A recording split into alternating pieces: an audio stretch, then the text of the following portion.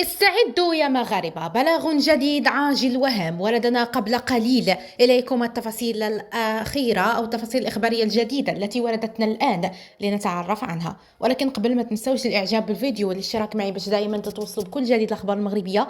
والآن بعجالة إلى التفاصيل.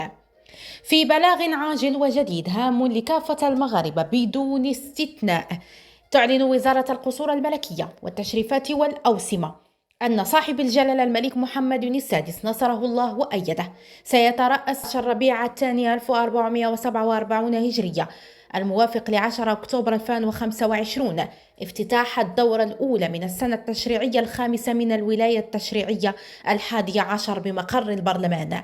وبهذه المناسبة سيلقي جلالة الملك عزه الله خطابا ساميا أمام أعضاء مجلس البرلمان، مجلس النواب ومجلس المستشارين أيضا، سيبث مباشرة على أمواج الإذاعة وشاشة التلفزة، وذلك ابتداء من الساعة 34:30 10 أكتوبر 2025.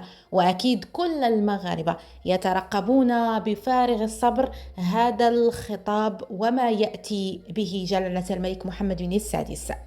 قبل الخروج من الفيديو لا تنسوا الاعجاب بالفيديو والاشتراك معي باش دائما تتوصلوا بكل جديد الأخبار المغربية. نلتقي بإذن الله في فيديو جديد مع خبر جديد. دمتم سالمين، إلى اللقاء والسلام عليكم ورحمة الله تعالى وبركاته.